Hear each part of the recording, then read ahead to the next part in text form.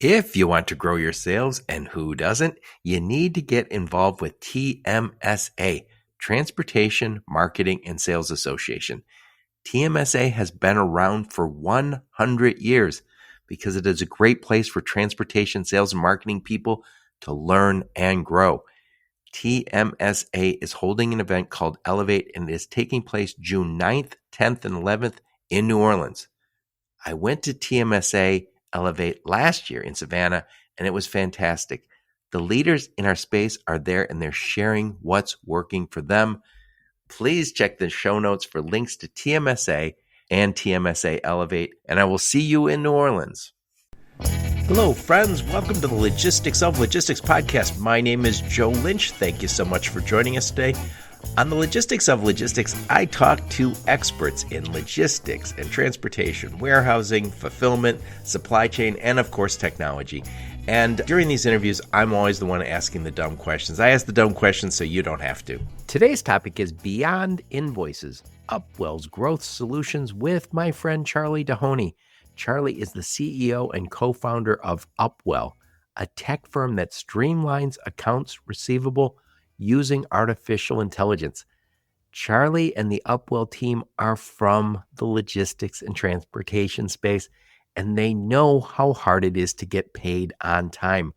Over 25% of invoices get paid late to brokers and carriers.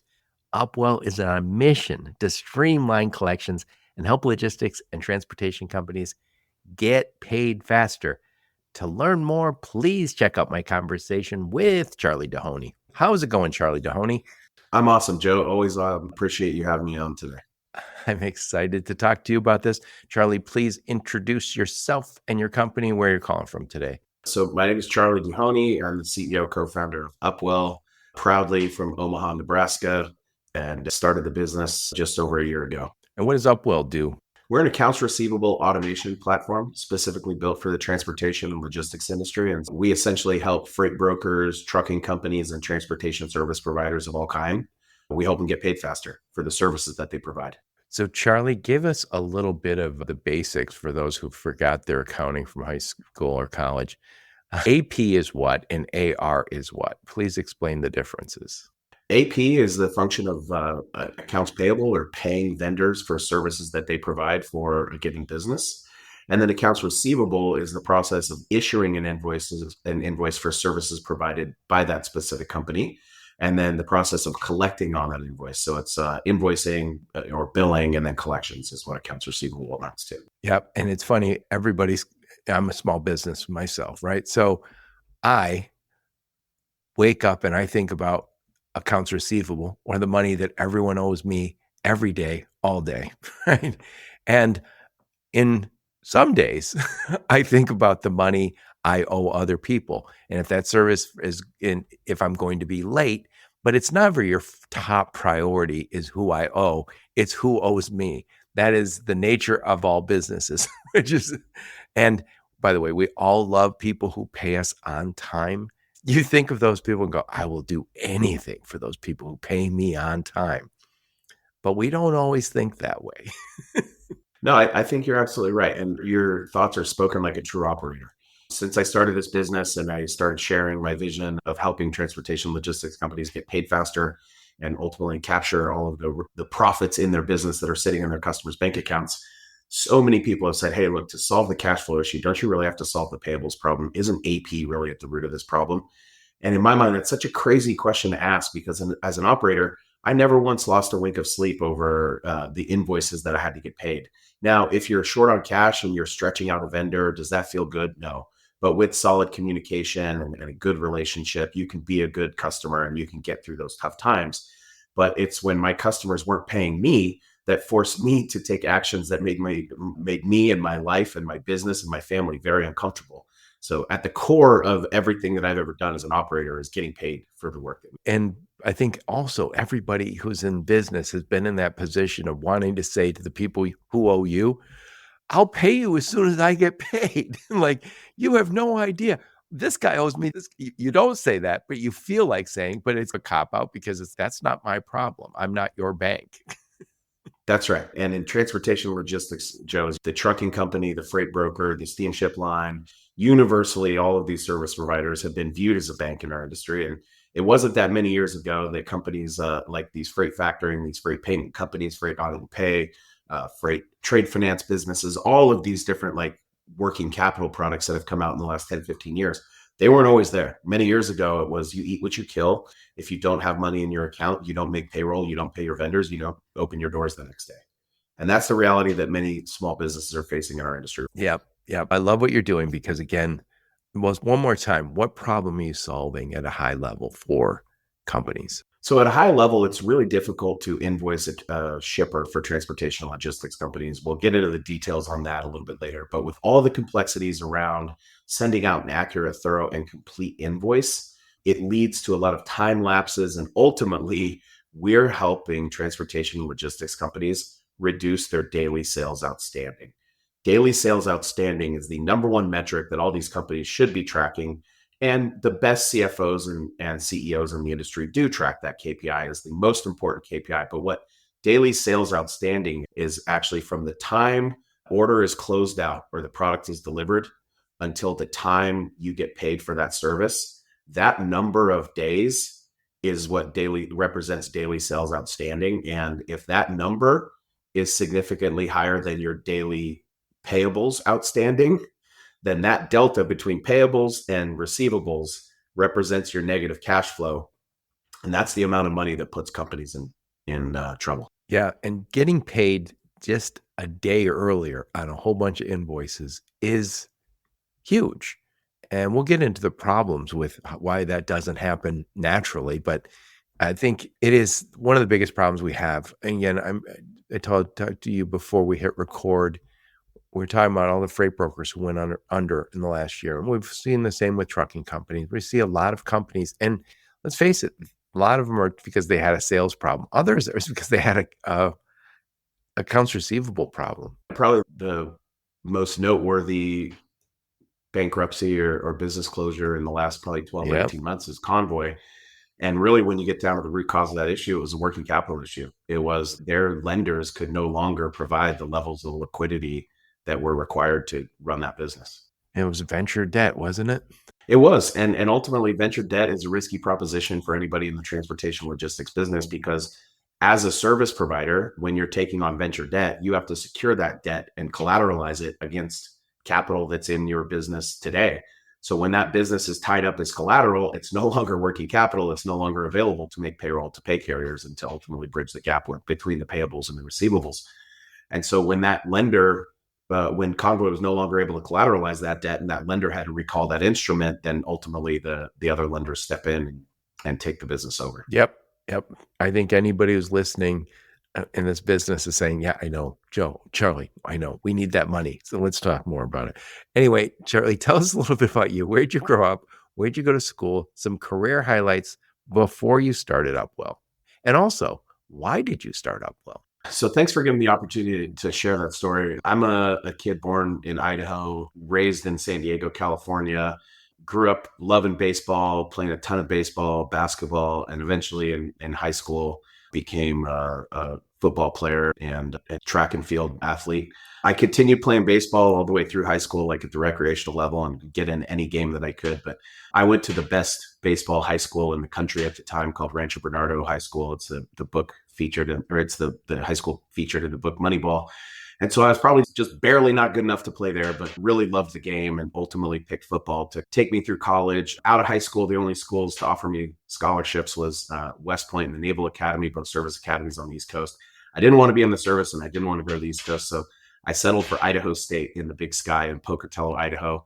I struggled through 2 years in Idaho, largely moving from San Diego and leaving my family and my girlfriend, who's now my wife, behind at the time was very difficult. And I always wanted to play on TV, Joe. I wanted to play against the best competition. I didn't care if I won the game. I just wanted my family to see me on TV and knew that I could go and play against the biggest and the best. So in those days before the transfer portal, I had to leave Idaho State. I went back to a junior college, had the time of my life, played one semester there, and then ultimately transferred to San Jose State. I had a ton of offers after junior college, but San Jose State was 100 miles away from UC Davis, which is where my wife was an All-American track athlete at the time. And 100 miles got me close enough to keep her close and keep the other guys away, and ultimately finish my degree. Played some great football at San Jose State. We got to go take on some of the best teams in the country, play against some of the highest level of competition. We were on TV every single weekend. We didn't always win those big games, but it was just great to go out there every weekend and play against the best and see how we did. Yep. I told you before, you've been on the podcast a few times before, and I always tell you this, and there are so many successful people who've been athletes who I talk to on my podcast. And you learn to grind, you learn to play as a team, you just learn to push yourself. And I think the time management is important too, because that's like a full-time job being an athlete. Plus you got school, plus you got to go out and party. And you got to drive 100 miles to see your girlfriend. And we weren't allowed to work in those days, but San Jose was such a big city. I was able to find odd jobs around town and always have some money in my pocket so I could afford to have a car. I could afford to have a girlfriend and all these other things. But it was the perfect segue to get into my career, was to get into transportation logistics. And really at the core of that was the company I was fortunate to work for. Right out of school, I started with Worldwide Express. They just had this fantastic culture and training program. And back then I thought about it as the training and the opportunity for advancement. But looking back, it was the guy that interviewed me, a guy named Ryan Venturine. He had played football at the University of Minnesota. He had gotten his career going out in the Twin Cities. They moved him out to California to start a brand new office. So without knowing it, I got hired by this big company, but it was a startup. It was a brand new office. We were plugging in the computers and setting up the desks, and I got to go out in the territory for the first time. And they had this amazing culture, Joe, where they'd shoot out the stack rankings of all of your numbers by sales rep every single week. And they would come out on Thursday night. And I knew all day, Saturday, Sunday, I was pouring through those numbers and watching myself move up. Like, they just had the culture for a guy like me to get out in the workforce and give me a framework to go door to door, learn how to sell, learn about transportation logistics from the inside out. And it just lit this fire in me that once I saw logistics, I could never unsee it. What were you selling for Worldwide? Was that small parcel at the time? Yes, I started in 2003. eBay and Amazon were just becoming household names. And I thought to myself, like, oh, parcel shipping, that should grow. And Worldwide was Airborne Express's largest partner. You remember them, being a Midwest guy. And Airborne Express at that time, I had just done a case study in one of my business classes in college about how DHL should buy Airborne or vice versa to create a global network. And in my interview with Worldwide, they were like insinuating that DHL was going to buy Airborne. And so I thought I was so smart after like reviewing this case study in one business class. And I thought, wow, that makes a ton of sense. What I didn't know, that Airborne was the absolute worst service provider in the history of the world. And so I would walk in and say, hey, my name's Charlie with Worldwide Express. We're an authorized selling partner of Airborne Express. And then you flinch and like wonder if somebody's going to throw a stapler at you because Airborne lost their payroll or something catastrophic. But you had to sell 10 or 11 deals each month to keep 3 in those days because the customer attrition was so bad. But as DHL came in and made the acquisition, if you remember, DHL went toe to toe with FedEx and UPS for a couple of years. So that was a fun time to be a Worldwide and selling this brand that was growing. I worked at a Unishippers franchise. That was one of the businesses that we had. So we were selling DHL. Then when DHL left, UPS came in.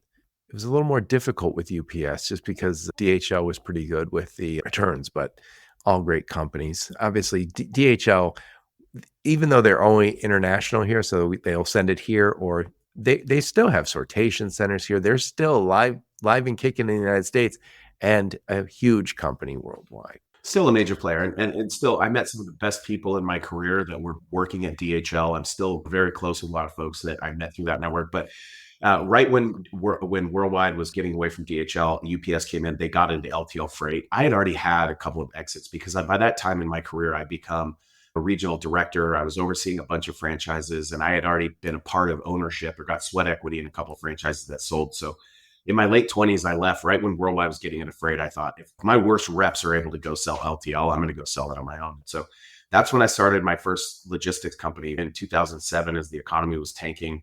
I left Worldwide. I started my first freight brokerage company out of my apartment. And ultimately, from then on, I've been on this journey of entrepreneurship. And so I bootstrapped a couple of logistics companies that I ended up selling in 2014. My wife became my business partner, and we made just a really fantastic kind of 1-2 combo where she took care of all the back of the house stuff. I was able to go grow the companies. And then in 2012, I got bit by the tech bug because I rode in an Uber by chance, and I knew that it was going to change trucking and logistics forever. And so that set off this curiosity path where I was constantly trying to figure out how to Uberize trucking.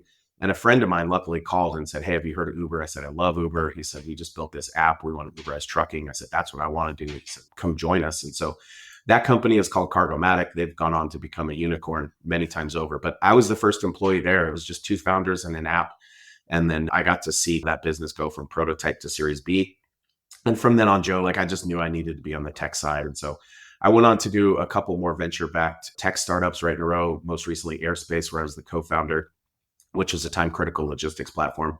And then I went on to do a couple of private equity-backed projects, Manning's Truck Brokerage and Freight Mango, before running the largest logistics tech accelerator in the world called ZBox, where I was the head of North America, and I partnered with 12 of the largest transportation companies in America to help them find innovation and new startups to bring fresh ideas. And ultimately, while I was running ZBox, is where I validated this concept of accounts receivable automation. And I saw that many of these large transportation companies had the same problems I did when I was running Whirlwind Express franchises and bootstrap my own logistics companies, and ultimately left the business about a year ago to build Upwell full time. Yeah, you've been in stealth mode for a long time. I remember, I think maybe 6 months ago, I was text messaging with you, but I don't think I've talked to you since you started Upwell until today. And then you look at your LinkedIn, and I think it was the other day, 2 days ago, you posted on LinkedIn the name of your company, and I was like, that's it. They're alive and kicking. So why did you start up? First up, one more time, what the problems you saw, and then why did you start this company? So the main problem I saw is that 25, 30% of invoices at the bare minimum get paid late, even if it's just 1 or 2 days. And so this inherent tolerance by freight brokers, freight forwarders, steamship line, air freight companies, trucking companies, you name it, everybody will just let their customers pay late. And beyond that tolerance, there's a lot of complexities that go into invoicing these shippers. And those complexities are getting more and more difficult to administer and deal with as shippers take more technology to automate their payment process. So now if your invoice is incorrect or incomplete, there's not a human on the other side that's going to call you and tell you. There's using automation. So as the invoices continue to get paid late and the complexity increases, there needs to be some technology to help. And so that's ultimately like the solution that we're bringing. And why I started Upwell is this is a problem I experienced many years ago when I was running my first bootstrap logistics company. It was a freight brokerage. And my wife was always looking at the finances. She told me one Monday, "Hey, Charlie, we don't have enough money to pay payroll on Thursday night." And I said, "No, you got to be kidding me. Of course we do." And I would go look at the accounts receivable report, and it was hard to run that report. I'd have to have somebody to get me help me to run it. And I'd look at it and I'd say, "Why do these 100 customers all owe me $1,000 or $10,000 each?" And nobody had an answer. And there was really nobody responsible for it. And the couple of people that I had managing collections were also managing payables. And they're also managing HR and anything else that came up. And we didn't have a great system. We didn't have a great process in place. And I would just think to myself, everybody needs to call the customer and find out where this money is. And then the next thing, the freight brokers aren't taking loads. They're calling customers, and the customer's saying, "I don't have the invoice," or "This invoice is missing this reference," or "They're missing this piece of paper." And then I would say, "Damn it, we have these SOPs in place. Like, how come they don't have their invoice?" And everybody'd say, "I don't know, I sent it." And I'd say, "Show me where you sent it." "No, it went out of the TMS. I don't know." And there was no way to track any of this stuff.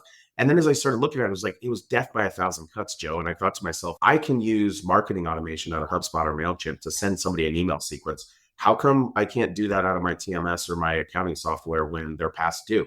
How come they can't just pay with a credit card online? If I want to get a credit card payment, it's all just a pain in the ass. And so when I would look at all of the steps that were going to finding out who owed me money and then getting that money in the account, it was too late. And so in that particular situation, when I was running my brokerage, I had to sell my Mercedes out in front of the brokerage, in front of my entire team for cash on Craigslist to take the money straight to the bank to make payroll. And that just like always stuck with me, that it shouldn't be this hard to get paid in our business because you work so damn hard to move the freight around. I've told the story.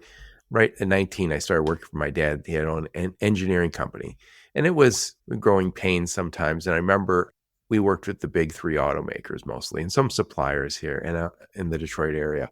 And automotive pays late like everybody else. And the biggest companies in the world owed us money. And back then, I think General Motors was the largest capitalized company in the world.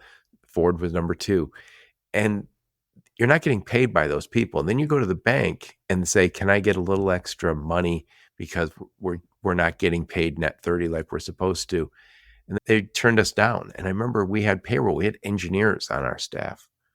And I remember leafing through Sports Illustrated one day and it said, sell your invoices. And I was like, like not my invoices. I don't, and I'm reading it. I'm like, I could not fathom what was going on with this company, but I called them. They were in New York and they said, this is pre-internet, guys. So I couldn't look them up. I had to call them.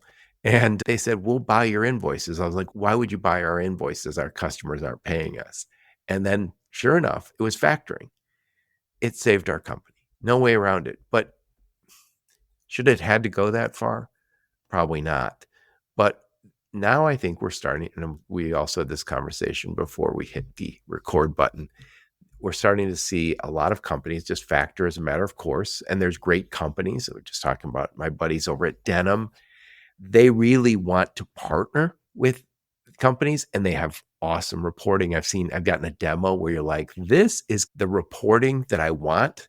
And they don't have a whole bunch of extra fees and stuff. And I think, okay, so some companies are just saying, we're just going to factor everything because we can't figure it out. And it costs you a little extra money. And so we're still going to have factoring, but it shouldn't be because we can't do our own.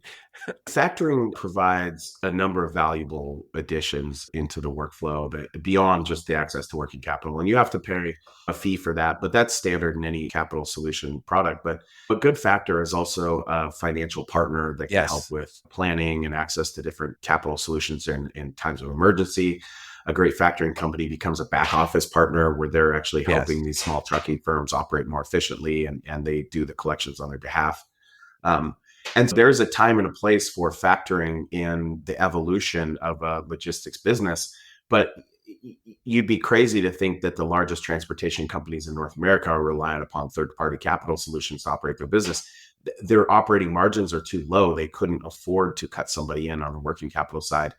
And ultimately, what we're aiming to do is help companies access the most efficient source of capital and the most cost-effective source of capital in this recession, which is their own profits. And most companies have thousands of dollars, if not hundreds of thousands or millions of dollars sitting out in their customers' accounts that's past due that should justifiably be sitting in the broker or the carrier's account that's not today.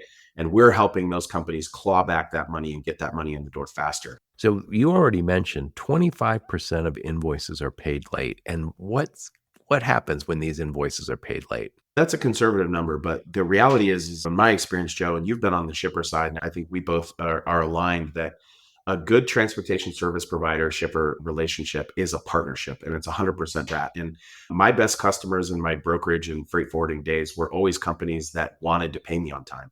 And they wanted to see me be successful because they wanted the trucks to keep showing up and they appreciated my service and my team and my partnership. And so Upwell is really built on the premise that your best customers want to pay you on time, but they also have their own standards and requirements that have to be met in order for them to approve these invoices to be paid. And in this world of automation, when you're sending an invoice to a company that's using the AP automation portals, whether it's CAS or US Bank or it's Coupa, or you and I talked about Workday earlier, all of the ERPs, SAP, Oracle, they've all got their own portals, or Mercury Gate or Blue Yonder. They've all got their own portals where invoices need to be generated and submitted. They need to be accurate, thorough, and complete with all the accoutrements, the reference number, the PO, the supporting document, the bill of lading, the stamp, the signature.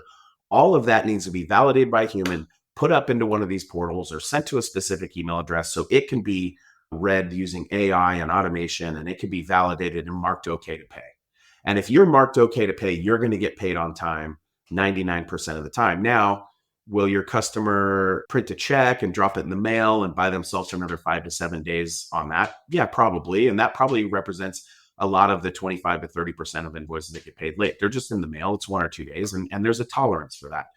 But where we are really aggressively helping companies is on that 25% of invoices, or in some cases even more, of invoices that aren't accurate, thorough, and complete, that have some discrepancy, whether it's a rating issue, a fuel surcharge application issue, it's a missing purchase order number, it's a missing reference, it's a missing bill of lading.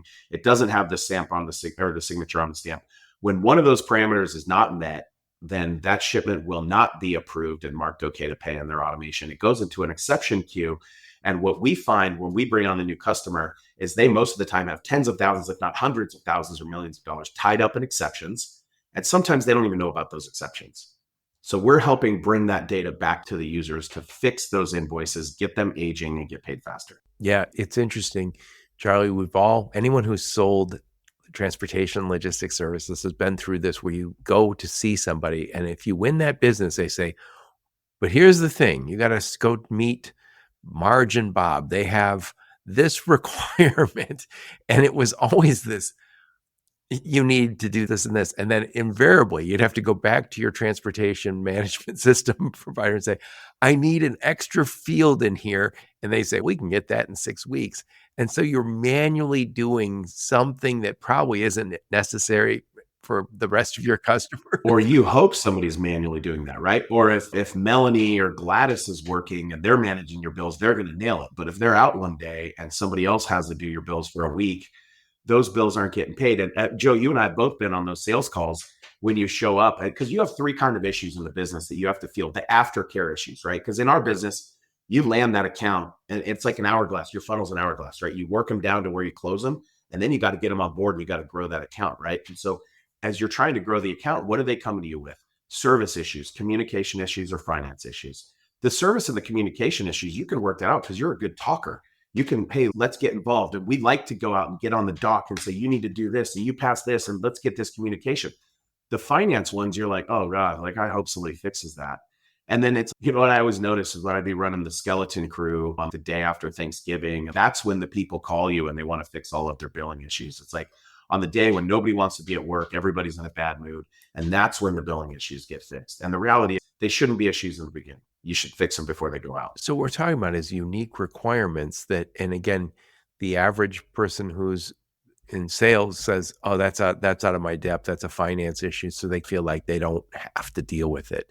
And it's those exceptions that are, again, it's the unique requirements that gets me tied up in the exceptions. And sometimes it feels like this is an excuse not to pay me, is to always say my invoices are off. It does. And sometimes it feels like an excuse when your customer says, I didn't get these invoices, and they missed 15 invoices, but then they paid 10 in a row. And those 15 invoices might represent hundreds of thousands of dollars. And as part of our platform is we've broken down the entire process from generating an invoice, getting it to a customer, tracking it, keeping the customer informed with customer statements, past due reminders, and then helping them get the payment over through ACH or credit card. And then also working on cash applications. So once the payment comes in, knowing how to apply that cash in the general ledger. And as we broke all of those steps of the process down, what we've done is we've built products leveraging AI to replace the human validations of these different steps and these different parameters.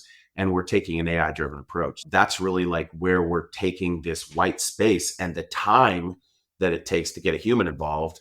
And we're keeping these invoices going out as fast as possible so we can start that aging process and get the payment back in the door as fast as possible, reducing those daily sales outstanding. So if I'm working with you, do I have a little more, can I have more predictable cash flow? Was that one of the things that's happening with the people who use your service? Yeah, that's exactly right. And the reality is we're working with our customers going like bucket by bucket, because all of our customers have their customers categorized in various ways. From being in the 3PL business, that you've got your big 3 motor, there's nothing that I'm going to do to get involved and disrupt their billing. You are sending them an EDI invoice today and you're getting the EDI confirmation back today.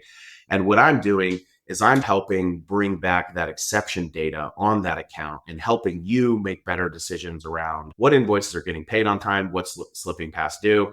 And those big enterprise customers, we have a few tools that'll help you keep an eye on them and make sure that they don't start to slide. But then on your mid-market customers, the high-touch customers, the ones that maybe aren't all EDI focused, we've got all these tools to get them the invoice in whatever format they need. That Excel spreadsheet that's more of a statement view of the bill, or they need that one field that doesn't live in the TMS, that person's exporting the data and creating the custom invoice. We're taking over all of that because these invoicing rules are very powerful and we could deliver the invoice in the way that they need to see it. And then those mid-market customers are the ones that need that past due reminder. They might not know that they missed 3 or 4 invoices because they're a small business run by the owner and that person's doing all the accounting. So by automating the statements, automating the past due reminders, making it easy for the customer to click in and pay online, we're helping get that money in faster. And the law of large numbers, Joe, says some of our Most of our customers are very large transportation and logistics companies. Some of the top 15 companies in the industry are already using the platform to go after certain segments of money. And what we're seeing is the law of large numbers shows if I can reduce your daily sales outstanding by just a couple of basis points or even a full day, that's a lot of money that can be in your account. I'll tell you another thing. You mentioned earlier payroll. If you just knew that I was going to get paid this Friday on this, because I have a little more predictability. Now, maybe you say, oh, I need it Friday, but I'm not going to get it. But I actually know I'm going to get it on Tuesday. Okay, at least give me some sense of when I'm going to get it, because then I can plan. And I mentioned earlier, you want a factoring partner, but you don't want to have to depend on them for every invoice necessarily. And they would say that too. That's my buddies over at Denim have said, we want to help you run your business better so you continue to grow. And we need more predictability on this. I just want to know when my money's going to get. I just said to you before we hit record, number one problem in this business, where's my stuff? The number two problem in this business is where's my money? That's exactly right. And one of the things that has really been an unlock for me over the last 6 or 8 years of my career is I've gotten really deeper into the freight fintech side of the world. And we get so focused on the goods moving this way. But then as the sales guy on the account, you forget about that data and money needs to go this way. It's moving the other way. Exactly. Yeah. And so what we're doing is we're sitting in that kind of data highway of invoicing data and payment data that's coming back to the freight broker or the trucking company or the steamship line or the freight forwarder. And what we're doing is we're helping them get the invoices to the customer faster. And then once that payment comes through, we're helping them apply the cash and understand where that payment should go, who it came in from, and ultimately just automating a lot of these steps where humans are doing it today by leveraging AI and large language models. Yeah, so you're streamlining the process. So when people are working with you, are they having less hours they have to spend on this? Are you knocking out headcount? There's a couple of parts of our value proposition. And what I would say is like the idea of knocking out headcount and reducing operating expenses. I think every software company makes that promise. And I think it makes CFOs' eyes roll a little bit because you still need somebody to do the work. You still need somebody to run the dashboard. So the way that I look at the world is in 10 years, Joe, there's not going to be teams of humans in North America sitting there taking information off of documents and punching it into systems and doing a bunch of manual calculations. I believe in the next 10 years, 65% at least of the industry will go to accounts receivable automation because they just won't have humans doing this stuff that AI can do better. So the way I look at it is most of our customers come to us because there's some superhero in their back office that's building all of the custom invoices right now. They're doing all of the spreadsheets. They're doing all the analysis, and they're the one that's trusted with your largest customers. Maybe they have 60 or 80% of their revenue, of your revenue, that's crossing their desk at some level because the billing is that important. And if Walmart or Target or Niagara Bottling puts you on timeout because your billing is messed up, it's really hard to overcome that one. And you and I both know that's one of the hardest parts of the relationship to fix is the financial part once it's been broken. So we're helping ultimately that back office superhero, that person that's doing all those hard things. We're automating a lot of their work and then giving them the data back of saying, hey, here's one that is hung up. Here's one that's an exception. Jump in and fix this one because everything else is in good shape. Somebody quoted this to me, and I did not hear her say it, but it sounds like something she would say, that Don Salvucci Favier from Green Screens said, you are not going to lose your job to AI. You're going to lose your job to somebody, a person using AI.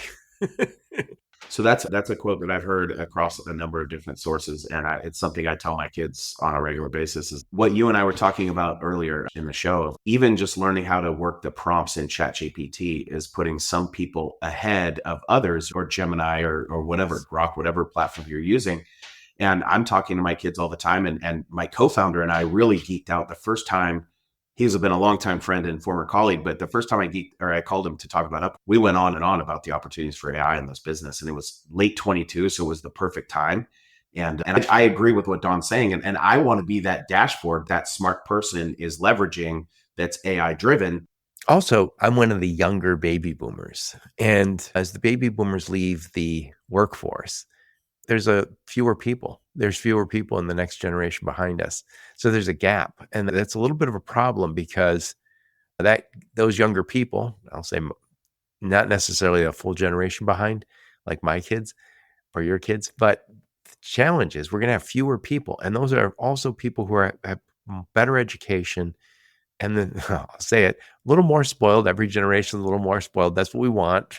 So they have high expectations. So it's harder. Charlie, you were probably very content when you got a job coming out of college and you find yourself doing clerk work. You're like, hey, at least I'm getting paid. I'm working. I'm in a professional job. I don't mind the clerk work. Less and less of that is going to be necessary when we use AI. Well said. And I think that's something that I have 3 sons right now, 14, 11, and 8. And I spend all of my time this time of year, as I've told you many times, coaching travel baseball teams. When you're a head baseball coach for 3 travel baseball teams, it's like you have 33 or 34 sons. And I'm telling these kids all the time that they need to find a passion in tech, and they need to find something in technology that lights their fire that they can start to study now and learn how to leverage. And for me, that's AI and large language models. I keep telling these kids, the sky is the limit. If you keep asking one of these large language models enough questions, they'll give you the golden ticket. And so I'm challenging these kids to think about starting businesses, think about writing papers, all these things through the large language models. So today's title is Beyond Invoices, Upwell's Growth Solutions with Charley Dehoney. We created that using chat. No, we didn't use it. Was Google Gemini. I do have a Chat GPT account that I can no longer get into, although they charge me every month. But AI has outsmarted me in that case. But anyway, so if somebody's listening and they said, okay, Charlie, yeah, this sounds good. You're gonna help streamline this process for us. What does this look like? If somebody calls and says, let's do it, what does it look like? How long does it take to implement? And what is the business model? So we start driving value the first day of implementation. So we recently signed up a top 50 freight broker.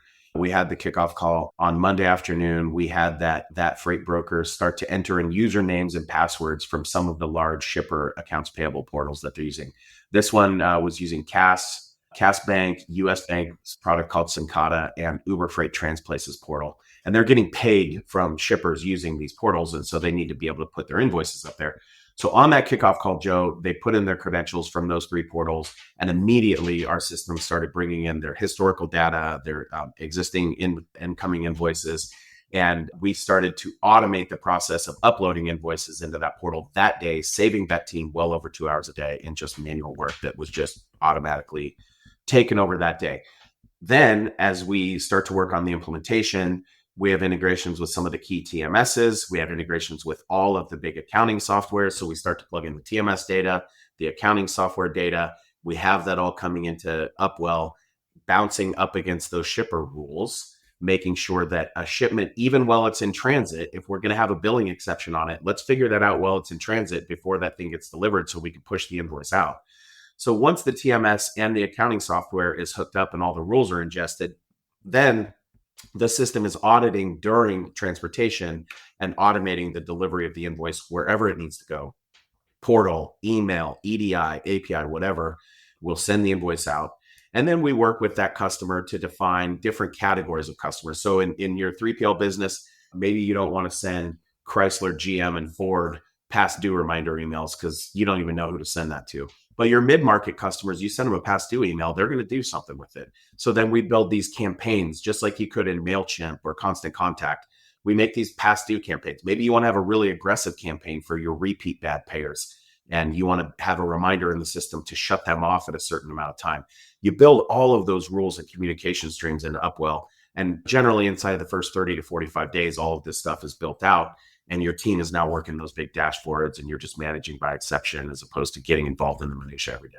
Now, do you have, will you start to have like reports that they can look at and say, these are our best paying customers, these are our worst paying customers? Yeah, absolutely. And surfacing that on dashboards. And also we're working with customers to send out notifications, meeting on where they are. So we have some customers that are Microsoft Teams users, some customers that are Slack users. And we're working with these customers. They're still early, right? We're still like working with these early design partners that have become paying customers and they're using the platform. But we're only a fraction of where we'll be 18 months from now and 2 or 3 years from now. When we were prepping this morning, I said to you that I started using a new software. And it's for a unique problem that podcasters have. And as I was talking to the guy, I said, I know you're not there yet, but the problem you're solving is big for me. And I want to work with you. I want to be there. First, I get value right now, which is great. But also, I see 18 months down the line, I'll be getting so much more. And I feel that way about if you're solving a problem big enough, the premise is big enough, and you have the right team behind you, and I know you do, then yeah, sign up now. And if you like it now, you're going to love it in a year. When you're building early stage and you're building innovative technology, you need to find customers and partners that like where you are today, but they love where you're going. And so you love where this product is going. So you'll deal with the bullshit in the beginning if you have to. Yeah. I did a podcast not so long ago, speaking of green screens, and one of their customers is Werner. And the Werner guy said, we liked it on day one. And when we knew that it's AI, it's going to, we all want to continuously improve. AI actually does. So if you like it on day one, you're going to like it a lot more in 30 days, and you're going to love it in 60 or 90. So I love what you're doing. But anyway, getting back to it, is Up a separate platform that they can log into or is it integrated into my TMS, or is it all the above? Yes. Yeah. So the reality is what we're building is a middleware application that can integrate all of your existing tools to superpower the operations that you're already using today. So there's some TMSs that really struggle with different parts of billing and collections, and we can just superpower those TMSs. Still, other TMSs just dump all the data into a general ledger system like QuickBooks, NetSuite, Sage, Oracle, SAP, and we can integrate with all of those. So as this middleware layer, we can either, some of our biggest customers, we're just pushing data through our API back into the systems they were already using to manage collections. Still, others are very early on their digitization journey of the collections process, and they land in the Upwell dashboard, and they're executing all these exceptions and managing the exceptions out of the Upwell dashboard. So really, in our world, is like every business is in a different place in their digital journey, and we have to meet these customers where they are. And that requires a tremendous amount of integrations as well as a front end website they can use. What I love about, you're not the first one who's told me this, there's lots of companies now that have a real focus on day one, week one results. And I think you and I have both been involved in software early in our career where it was almost like a leap of faith. We are going to struggle and sweat and bleed into this for the next 60 days. And hopefully there'll be some sort of return. And there wasn't always. And if for whatever reason it didn't work out, you're just like, okay, we did all that, but it's not getting the results we expected, and no ROI. When you can show ROI in the first week, that's a lot easier to talk about with your customers. Yeah, and the reality is the customers have more options than ever, and there's other fantastic companies that are out there providing little bits and bytes of the solution that we are. And then there's other fantastic companies like your partner Denim that'll just come in and take over the entire process soup to nuts if you want them to. So we really have to demonstrate value and earn our wallet share with these big partners that are trusting us early in our journey. There's no question about it. I love it. So who is the sweet spot for Upwell? So really, we work with folks that are invoicing shippers for transportation and logistics services. So we have customers right now from the freight brokerage industry, one of the top 5 carriers in North America, and trucking companies that also owns a number of logistics businesses is on the platform. I mentioned we have several others from the top 15 of the carriers and top 50 of the freight brokers.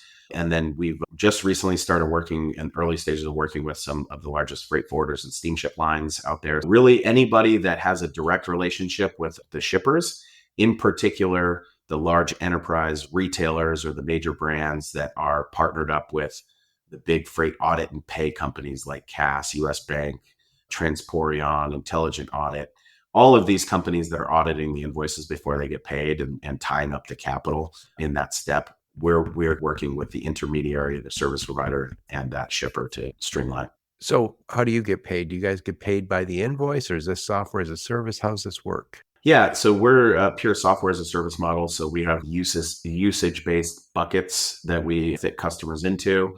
Most of our customers early in our journey are the larger players in the industry, and That's been very intentional because these large players can help us get in the door of these other technology platforms. And we're building all the integrations that we need to build very quickly by these large partnerships.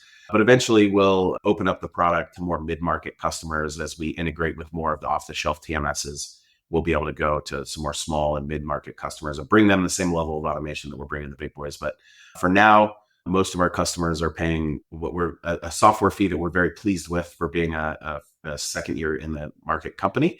And then over time, we'll be able to serve the small and mid-sized customers as well. Nice, nice. So Charlie, I'm going to summarize, then I want to get your final thoughts on the topic. So talking to my friend Charley Dehoney, we're talking about Upwell's growth solutions, which is really just this idea of how do we streamline accounts receivable? Again, probably the biggest problem in any owner's mind, any accounting team's mind.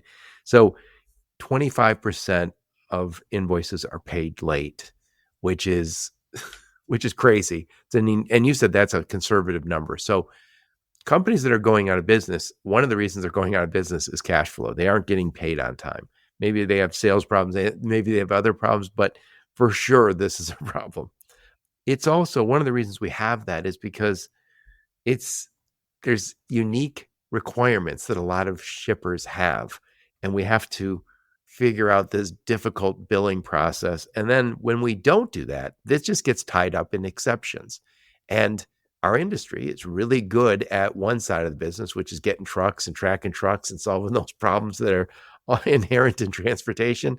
But most of those sales guys or customer service teams, ops teams, they shy away from that. That's the finance problem, but it is a huge problem. What you're talking about with Upwell is how do we streamline and automate this process using AI? Put a big old bow on this one, Charley Dehoney. Joe, I think the reality is folks that are drawn to our industry, folks like you and I that are naturally curious, that love the relationships, we love the network of all of this. I know for me specifically, I didn't get into transportation and start my first brokerage because I loved counting the money. I loved finding the freight. I love solving the problems. I love getting on the dock and coming up with the solutions. And I think that's what most trucking, I never got to meet CL Werner or JB Hunt or some of these legendary folks in our industry.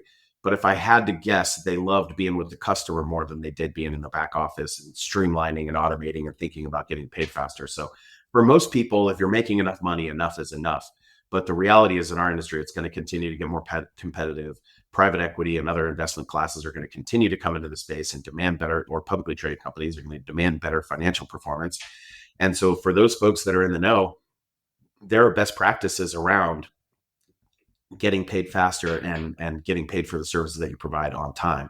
And this technology has been applied in other industries. There's other big companies out there automating accounts receivable for other companies in other verticals and industries. But our industry has been neglected by this particular piece of technology because of these shipper requirements, because of the complexities around accessorials and those dependencies on specific documents to support accessorials. And all of that complexity is what makes Upwell unique and different and why we're the right company to come in and solve this problem at this time. So at the end of the day, as we're helping these transportation and logistics companies get paid faster, it's not about just not having to deal with receivables and doing this with less people.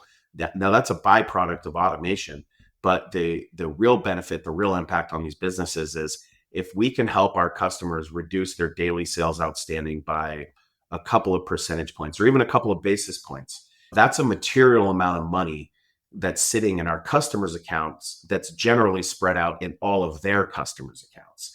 And if we can consolidate that money, and Joe, if I can help a transportation business increase their daily working capital in their operating account by $500,000, $1 million, let's say they're a small company and we can help them improve it by $100,000. That's operating capital that creates confidence to make that next hire, confidence to go to the convention to try to win the customer, confidence to get on the plane and go get in front of the customer to try to win the deal back when things aren't going well. All of those things that a business needs to thrive and grow are become available when working capital is in the account. That's not possible when working capital is not in the account. So we're helping people use their own capital to grow. And in this inflationary time and this freight recession, there's never been a better time to take a look at your back office and say, hey, is there some headcount back there that if we were able to invest in some automation and we were able to reduce the dependencies on back office personnel, could we take that one role and repurpose those budget dollars into a sales headcount and grow the business? That's what we're trying to unlock for our customers. I love it. I love it. So important. Charlie, you mentioned the freight recession. I know only a few people know when it's going to end. I know you're one of those people. So tell us, when will this end? Look, the good news is I spend all my time talking to brokers and carriers and flying around the country. And I am starting to hear really positive signs. And I measure these things not by week over week. It's like minute over minute, conversation over conversation. So from some of our early angel investors to some of our early customers and now our daily users, I'm talking to these folks all the time. I am hearing that rates are ticking up. I am hearing that capacity is getting a little bit tighter. So a lot of folks are saying by the end of the year, like we should start to get back to some normalcy. But what I keep asking is like, what is normal? Because we went from the boom in 2017, 18 of the ELD mandate to this little dip in 19 was tough. That was the year that we bought Manning's and I moved to Omaha and I was sitting there going, oh my gosh, are we ever going to come out of this? And then people forget, as COVID said in February of 20, the truckers were threatening to protest on Capitol Hill. Right. So we've seen bad. The question is bad normal? Like when we bounce back up, I think we all know we're not going back to 2021, early 22. So yeah, I do think that people will be feeling better coming out of this year. Now, where do we land in 25 and beyond? That's the big. Charlie, a year ago, so we're talking on the 22nd of May. This will publish 2 days, I think. So if I think about this a year ago, if I was talking to you, a lot of experts were saying end of the year, beginning of the next year, so meaning January of 2024. And then we all of a sudden started saying, nope, it's not the first quarter of 2024. It's the first quarter of 2025. So it feels, and again, nobody has the answer, nor do we expect anyone to have the answer.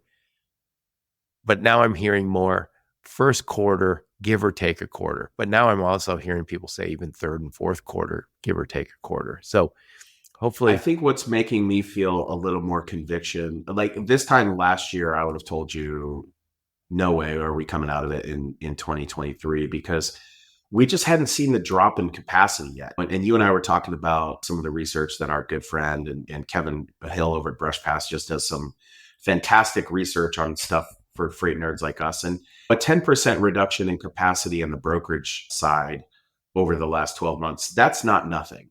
Now, of those brokers, how many of them were like inactive or maybe brokerages that were just being held open? Like those weren't the big guys going out of business. No, but we did see, we saw Surge, we saw Convoy. There has been some big ones. And so in the reality is in the last 12 months, there's been some blood loss and we've seen some capacity reduction. So that's like when I start to see those stats and you start to see like a 10% impact on the numbers, you're like, okay, I can see how this is changing shape a little bit.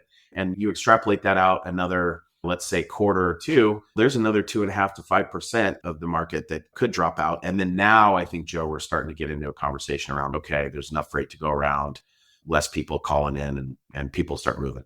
We've seen during COVID, we saw a big spike in the growth of freight brokers and a lot of them got COVID money. A lot of people got COVID money and they were able to hang around. But it also, I think, freight brokers help carriers stick around too. So if you have a carrier that would have maybe gone out of business in the past, they stuck around, or maybe it's a trucking company that said we had 20 trucks and we trimmed it down to 17. Those companies, if you have access to a whole bunch of freight brokers who are helping you find freight, potentially those freight brokers help keep trucking companies afloat. There's probably some trucking companies listening right now going, that's not what they do. But the best ones do.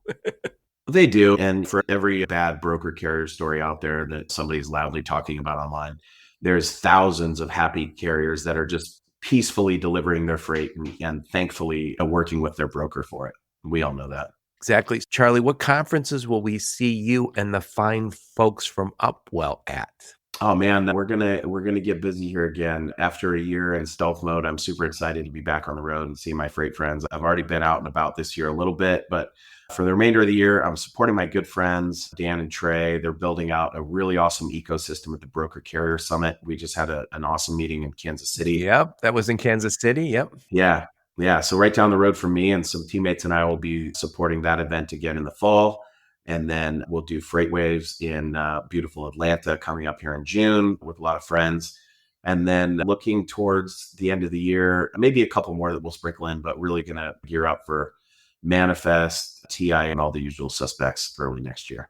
Awesome. Awesome. So Charlie, I'll make sure to put a link to your LinkedIn profile, a link to your website, and any other links you and your marketing team give me. I'll put those in the show notes. Thank you, John. And thank you so much. And it's so good to talk to you again when you're in stealth mode. I didn't talk to you, but I think you were hiding from the freight world, but we knew you were doing something great. And you've proven it today.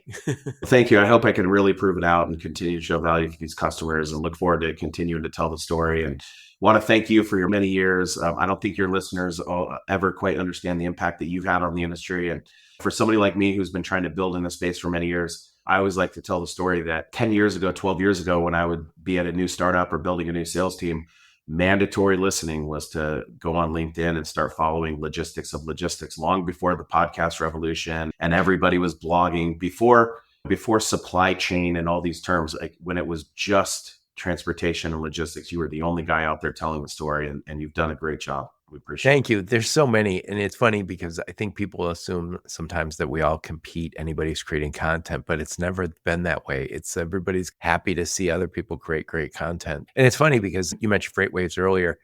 Freight Waves has created kind of the expectation in our business that we should have up to the minute media. It shouldn't be once a month I get a magazine and this is the whole industry. Now it's like you go on LinkedIn and it's like, you name the source. And you don't necessarily need to be a professional media company to create great insights. And we've just mentioned our buddy over at Brush Past Research, Kevin Hill. Fantastic information. I talked to Dat a lot, Ryder. Those companies are all creating great research that we all can take a look at. But thank you for the nice, kind words, Charlie. It's always a pleasure. No, thanks for the friendship and thanks for giving me the opportunity to come on. I can't wait to come back and share more of the journey with you in the future. Thank you so much. And thank all of you for listening to my podcast. Your support's very much appreciated. Until next time, onward and upward.